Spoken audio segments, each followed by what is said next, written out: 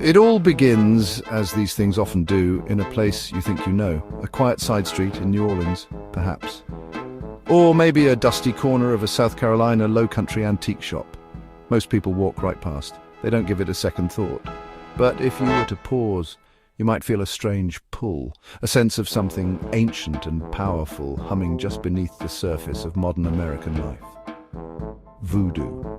The word itself conjures a cascade of images, doesn't it? Dolls bristling with pins, shrunken heads, sinister curses whispered in the dark. It's a narrative shaped by Hollywood and pulp fiction.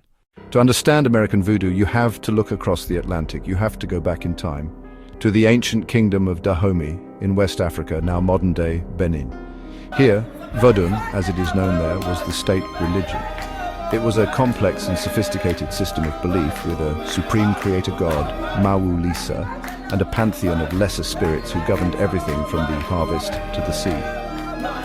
Then came the ships. The transatlantic slave trade ripped millions of Africans from their homes, cramming them into the lightless holds of vessels bound for the New World. It was a cataclysm of unimaginable horror. Families were shattered, cultures were fractured, but belief, it turns out, is harder to kill. The enslaved people of Dahomey, the Yoruba, the Congo, carried their spirits with them across the ocean. They carried them in their memories, in their songs, and in the rhythms they tapped out on the wooden planks of the ships. New Orleans became the undisputed epicenter. There's something about the city itself that feels conducive to voodoo. It's a place built on reclaimed swampland, a city that has always existed on the edge of chaos. It's a cultural gumbo, a mix of French, Spanish, African and Caribbean influences, where boundaries have always been a bit blurry. In this permissive, multicultural atmosphere, voodoo didn't just survive, it flourished.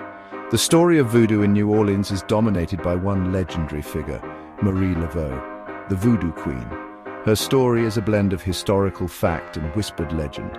A free woman of color, a hairdresser by trade, she was said to hold immense power over the city's elite in the 19th century, but voodoo wasn't confined to New Orleans.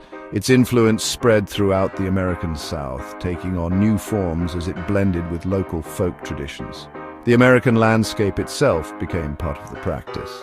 The murky bayous of Louisiana, the moss-draped oaks of the Low Country, the red clay of Alabama, these were not just backdrops. They became the source of voodoo's power. Finding voodoo practitioners today isn't as hard as you might think, but getting them to talk openly is another matter entirely. I met a man named Marcus in a small town in Mississippi. He called himself a root worker, a practitioner of hoodoo. He was a retired mechanic in his late 60s with hands stained by both engine oil and the earth. He didn't have a shop or a sign. People just knew where to find him. Marcus's practice was deeply practical. He showed me his workshop, which looked more like a botanist's lab than a sorcerer's lair. Jars filled with dried roots, herbs and minerals lined the shelves. In New Orleans, I attended a ceremony, but only after weeks of building trust. It was held in the back room of a community center, not in some spooky swamp. The room was packed. The crowd was incredibly diverse. Black, white, Hispanic, young, old. The air grew thick with the smoke of sage and the scent of rum being poured as an offering. It's easy for a skeptical outsider to dismiss all of this as mass hysteria or simple superstition. But what if there's something more going on? I spoke with Dr. Alistair Finch, a neuroanthropologist who has studied trance states in religious ceremonies around the world.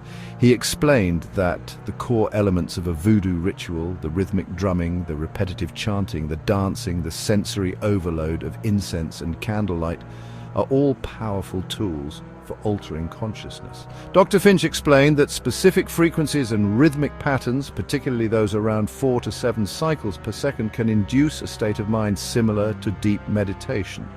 This is known as the theta brainwave state. In this state, the brain's prefrontal cortex becomes less active. Your ego literally starts to dissolve. The boundary between yourself and the world around you becomes permeable. It's a neurological state that makes the experience of spiritual possession feel completely, viscerally real. Then there's the pharmacology.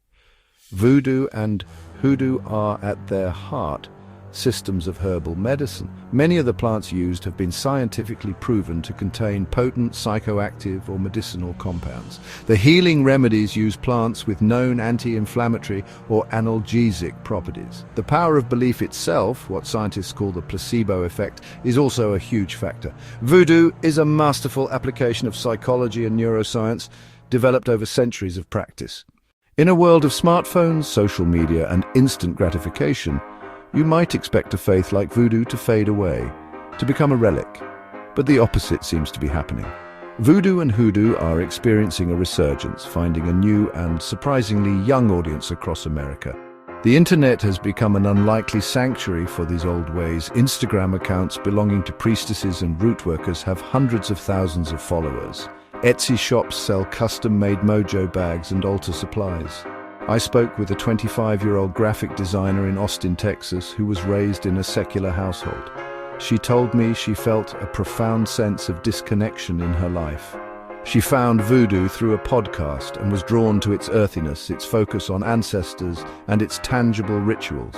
For many African Americans, embracing voodoo or hoodoo is also a powerful act of reclamation. It's a way of connecting with a spiritual heritage that was violently suppressed for centuries. It's a rejection of Eurocentric religious narratives and an embrace of something authentically African in its roots. The LGBTQ+ community has found a welcoming home within many voodoo houses. The Loe are not bound by human conventions of gender or sexuality. Voodoo offers a spiritual space where diversity isn't just tolerated, it's considered sacred.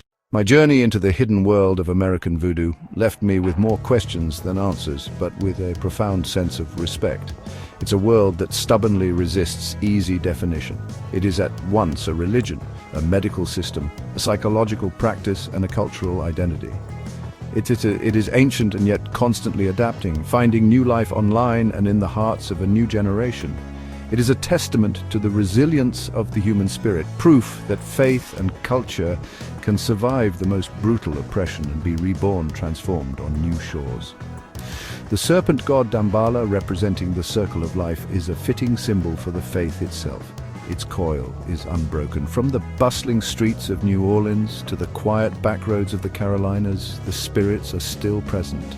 They are honored in private homes, in community centers, and in the digital spaces that now connect us all. Practitioners like Marcus and Elara are not dealing in dark magic. They are custodians of an ancestral wisdom, serving their communities in ways that modern society often fails to. They are healers, counselors, and spiritual guides, continuing a tradition that has been passed down through an unbroken chain of whispers. Ultimately, voodoo's enduring presence in America is a quiet challenge to the modern world's certainties. Whether you see it as faith, folklore, or applied psychology, one thing is undeniable. Voodoo is a living, breathing part of the American cultural landscape.